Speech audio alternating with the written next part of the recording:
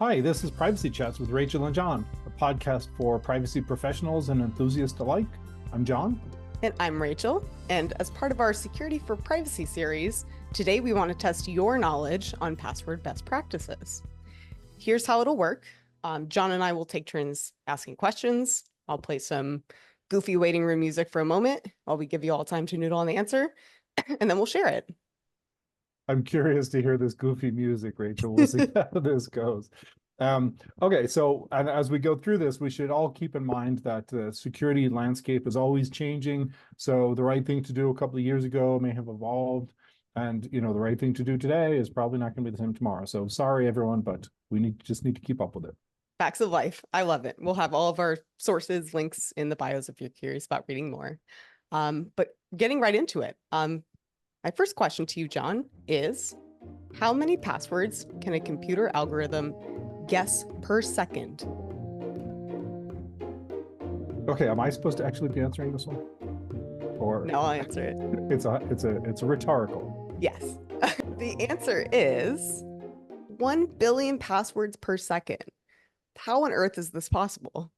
Well, feel free to chime in here, John, but long story short, TLDR, it's math. It's because of permutations.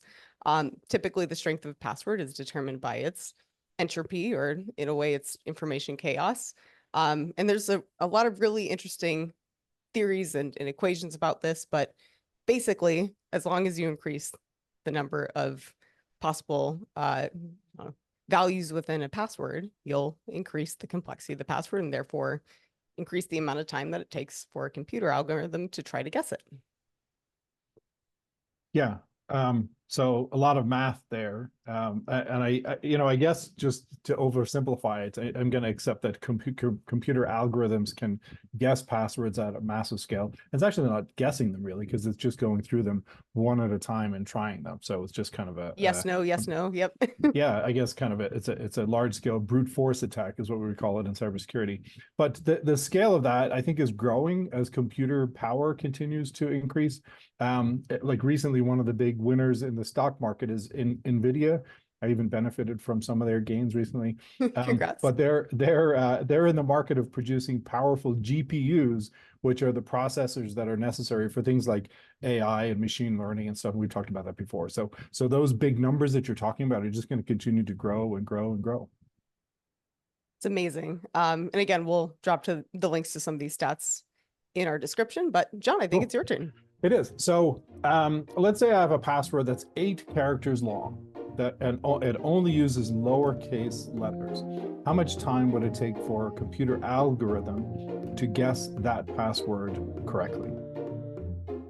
Okay, we have some specifics introduced, right? You're going to give us a couple seconds to noodle on that. I'd be surprised if anyone's calculating it in their head, but right. The answer is 208 seconds.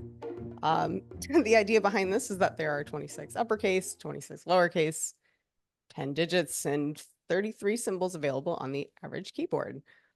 Using only lowercases, per the answer to the question earlier, you get 26 to the power of 10 options. Hello, Kitty, for anyone watching.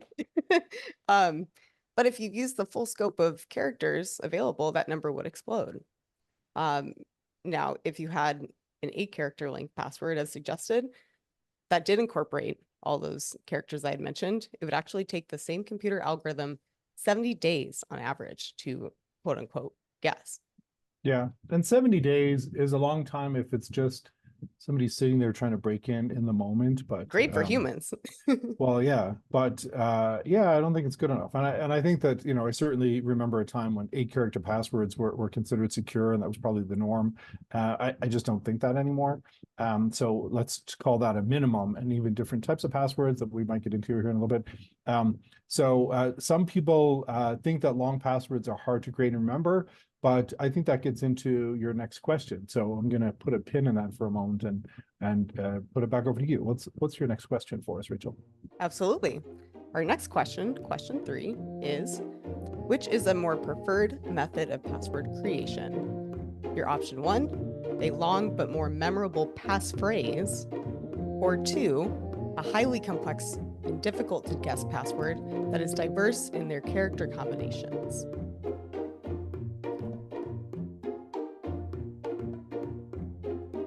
right. The answer is actually number one, the more memorable passphrase. Why is that, John? Well, so I think well, it needs to be memorable. But and when people ask me for advice, what I like to do is think of a long-ish kind of a phrase that I'm likely to remember, or I'm going to be able to remember if I kind of commit it to memory, and maybe even kind of commit it or link it to the thing that the password is for. So let's pretend that I'm trying to come up with a password for my Amazon account. Maybe I'll think of my phrase is going to be something like, I love it when those gray trucks bring packages to my house, right? So it's completely connected with Amazon. And then I'll just take the first letter from each word in the sentence and turn that into my password, and then sprinkle in some uppercases and numbers and symbols throughout.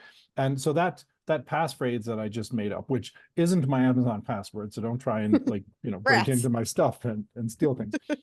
But that password ends up being something like ILIWTGTBP2MH exclamation point. So it's quite a few, or it's at least a few longer than 8, and it has a sprinkling of those other things. I think it's a really good password. So that's the strategy that I use. And just overall, a good password is one that's both long because it's hard to crack, complex, it's hard to guess, and memorable to the owner, so you're not going to write it down. Just one thing that people should remember is that past data breaches have released the most commonly used bad passwords. So the hacker underworld knows what those are. So No if secret. your password is, because I think some of the top bad passwords, most commonly used bad passwords, are things like QWERTY, so the first few letters on the keyboard, or password itself. So, or people will say, hey, I need to have extra numbers and characters, so it's password 123 Doesn't exclamation work for point. the ones they're testing first. No. Yeah. So if those are your passwords, you may as well have no password at all. It's going to be guessed in milliseconds. So Put that on a t-shirt. Yeah, Password's password, don't have one at all. that's right. Yeah. Yes, and it's equally as important to avoid using passphrases, although it's maybe a lever of creativity, but one that has personal information associated, woven into it as much as humanly possible. That's again, if it can easily be guessed with publicly available information, such as my Facebook. I'm using my cat's name in my passphrases, and I post about her all the time. That's a gimme. Attackers are totally capable of leveraging that information. And it's actually a form of social engineering. So again, going back to taking advantage of the arguably weakest link in the security flow, which is humans. Yeah, humans, they're the worst, right? Rats. Okay, Question 4, so John. next question. So how often should organizations force users to update their password? And I'm going to say, because there's going to be different opinions about this. So let's look to NIST guidelines for this particular question. Oh, and are we looking for, well, I guess we'll make it multiple choice. Is it a predefined schedule, or to change passwords when there's evidence of a system breach or an account compromise? So what do you think?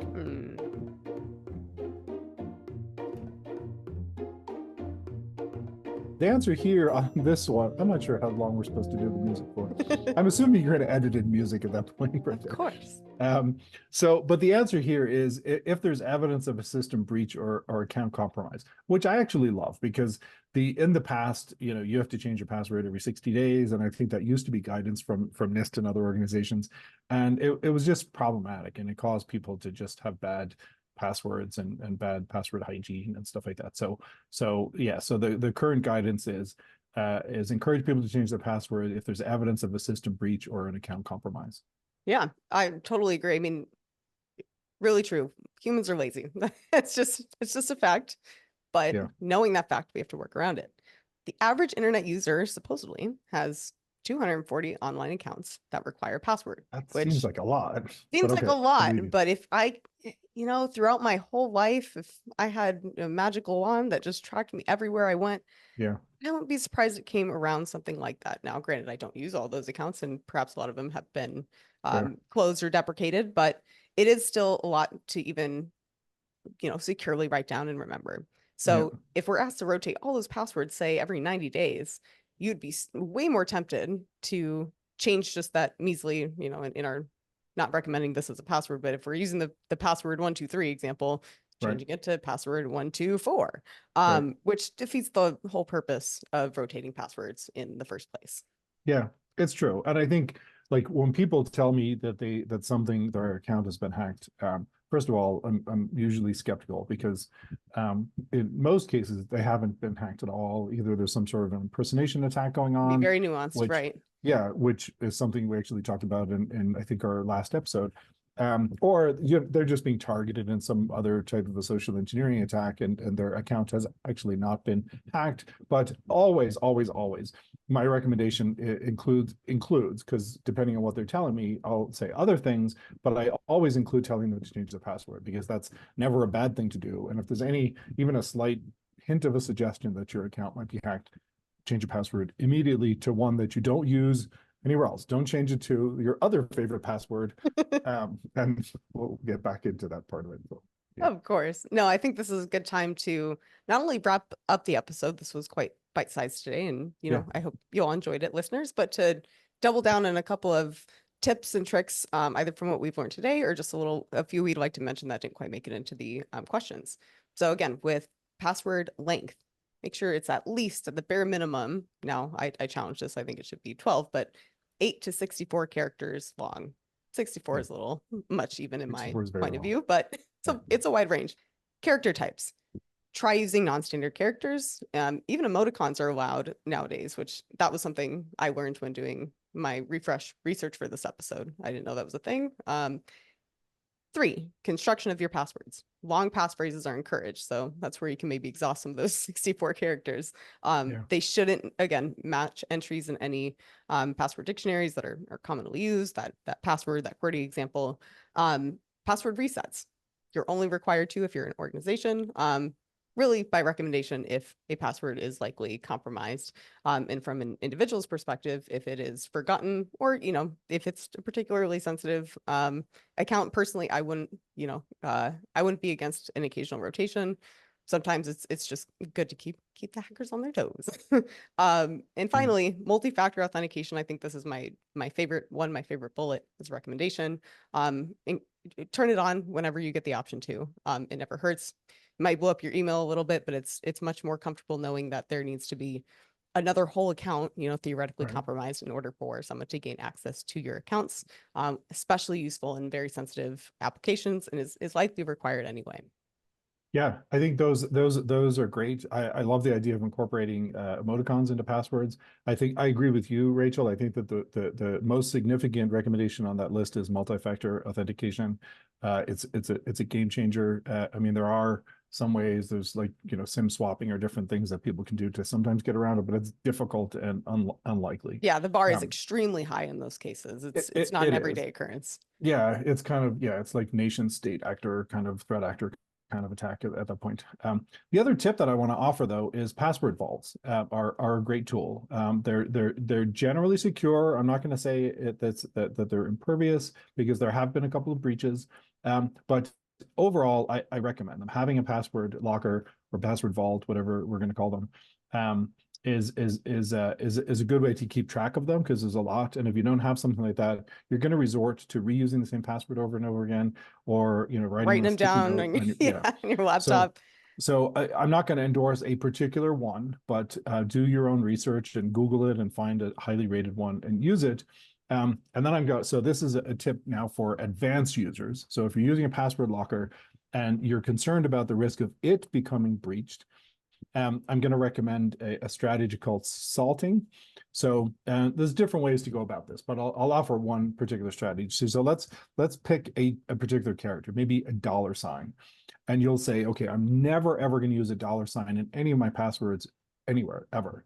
But then when you're putting your passwords into your password locker, you'll include a $sign somewhere in there, right? And you'll know when you're using the password that, oh, the $sign is just a red herring. So it's not actually in my password, it's just in the vault. So you're creating a difference between what your actual password is and what's in the vault. And your hackers aren't going to know your formula that the $sign isn't actually part of the password. So it's just one extra layer of protection that I use. I don't use that exact strategy, but something similar. There's lots of variations of it. So So that's kind of a thing that you could do that I recommend, and it's Yeah. unexpected. I've actually never heard of that recommendation from other people, so it's one No, that but I hackers think are looking it for. eliminates or at least reduces this what I think is a misconception currently is that you have a single point of failure and that's why Yeah, you shouldn't use password vaults. right, I'm against that, and I think this salting strategy is one way to combat that, in the sense that, hey, it's still something that's not wildly complex to remember. You're not remembering all 240 passwords, but you right, are remembering that one little trick, and then you're having a tool help you do the rest. right. That's awesome. Love that tip, John. Cool. Before we take off, I wanted to make it known, as we do usually at the beginning of our episodes, that the information shared in this episode and throughout is not affiliated with our employers in any way. Privacy Chats with Rachel and John is produced on our own time based on our own research and professional opinions. Taking a breath. Thank you all finally for tuning in, and be sure to follow us on LinkedIn to stay up to date with our latest content. You can always find us on Spotify, YouTube, and Apple Music, whichever you prefer. Perfect. Thanks, Rachel, and thanks everyone for listening. We'll catch you next time on Privacy Chats! With Rachel and John. Bye, See ya. everyone.